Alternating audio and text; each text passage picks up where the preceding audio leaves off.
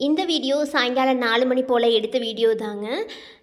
மணி வேணா 4 மணி ஆயிடுச்சுங்க. ஆனால் அடிக்கிற வெயில் பார்த்தீங்கன்னா மதியானம் 12 1 மணி கூட இந்த அளவுக்கு அடிக்காதுங்க. சாயந்தரம் 5 6 மணிக்கு தான் அவ்வளோ வெயில் அடிக்குது.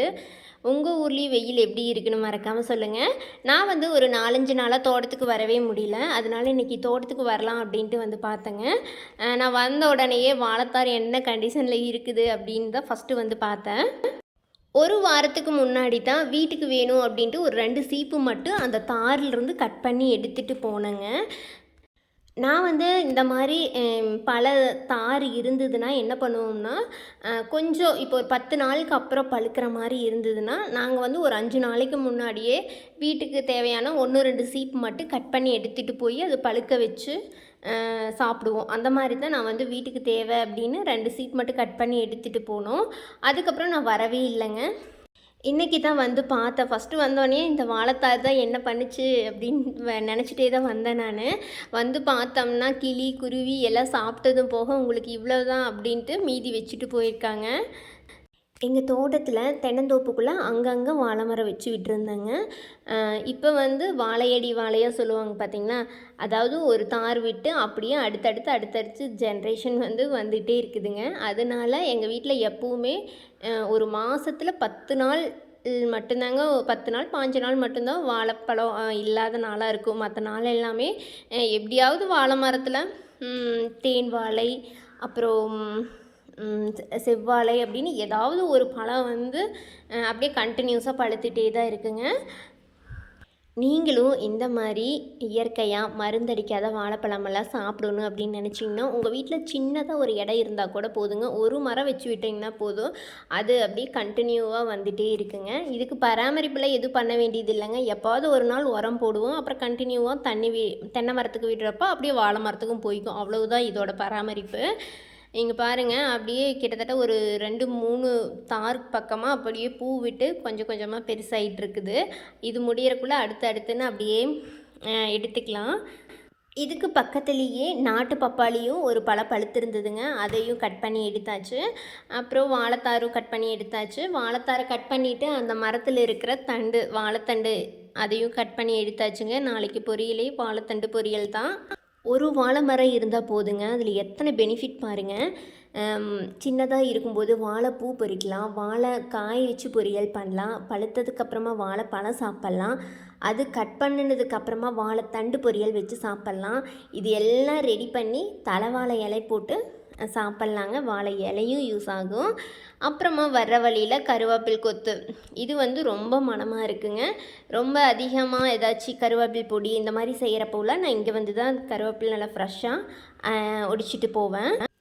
அதுக்கு பக்கத்துலேயே சக்கரவள்ளி கிழங்கும் போட்டிருக்கேங்க. வீட்டுக்கு தேவையான ஒரு பாத்தி மட்டும்தான் போட்டிருக்கோம். ஆனால் அதுவே மண் பறித்து அந்த கிழங்கு எடுத்து நம்ம வீட்டுக்கு யூஸ் பண்ணுறது ரொம்ப ரேராக தான் இருக்குங்க.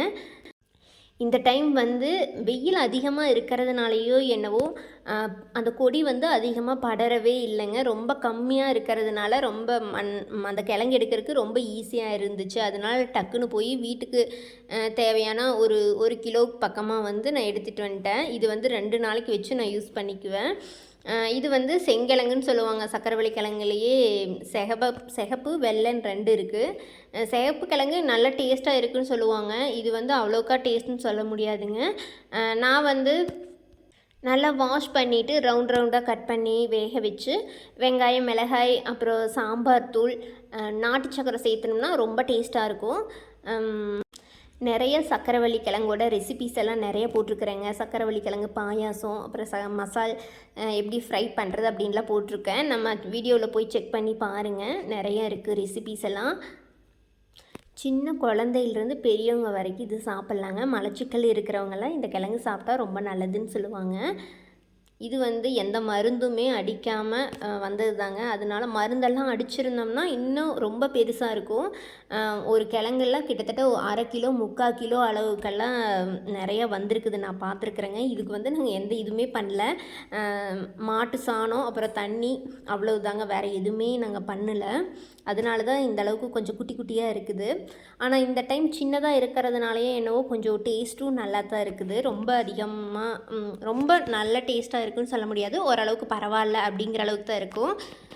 நீங்கள் வந்து எப்பவுமே பறிச்ச உடனேயே அதை ஃப்ரை பண்ணுறத விட ஒரு நாள் சுண்ட விட்டு கொஞ்சம் சுண்ட விட்டு அது வந்து வேக வச்சு ஃப்ரை பண்ணிங்கன்னா அதோட டேஸ்ட் இன்னும் ரொம்ப சூப்பராக இருக்கும். ட்ரை பண்ணி பாருங்கள்.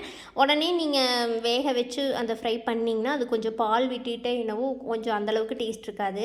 செகண்ட் டே, தேர்டு டே, 3வது நாள் இந்த மாதிரிலாம் நீங்கள் ஃப்ரை பண்ணிங்கன்னா ரொம்ப சூப்பராக இருக்கும். அப்படியே நம்ம தக்காளி தோட்டத்துக்கும் வந்தாச்சுங்க. வீட்டுக்கு வந்து 2 பாத்தி தான் போட்டிருந்தோம். வெயில் அதிகமாக அடிக்கிறதுனாலேயே என்னவோ அதுவும் ஒரு தக்காளியில் பாதி வெள்ளை கலர்லேயும் பாதி சிகப்பாகவும் இருக்குது. வெயிலுக்கு ரொம்ப வெம்புன மாதிரி போயிடுச்சுங்க. இன்றைக்கும் இந்த தக்காளியை வச்சு நைட்டு இட்லிக்கு வந்து தக்காளி சாம்பார் தான் செய்ய போகிறேன். இன்றைக்கி தோட்டத்துக்கு வந்ததுனால ஃப்ரூட்ஸ் வெஜிடபிள்ஸ்னு கிடச்சிதுங்க. இதை வச்சு 2-3 நாளைக்கு ஓட்டிடலாம்.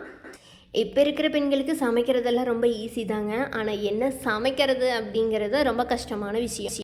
அதுவும் இந்த மாதிரி கிராம சைடு இருந்தாங்கன்னா கவலையே பட வேண்டியதில்லை. தோட்டத்துக்கு இருந்தால் அட்லீஸ்ட் கருவேப்பில் இருந்தால் கூட போதுங்க, ஒரு ஈஸியாக கருவேப்பில் சட்னி பண்ணிடலாம். அது கிராம சைடு இருக்கிறவங்களுக்கு தான் அதோட அருமை தெரியும். இதோட இந்த வீடியோ முடியுதுங்க. இந்த வீடியோ பார்த்து நீங்களே என்ஜாய் பண்ணியிருப்பீங்கன்னு நான் நினைக்கிறேன். அடுத்த ஒரு வீடியோவில் பார்க்கலாமா?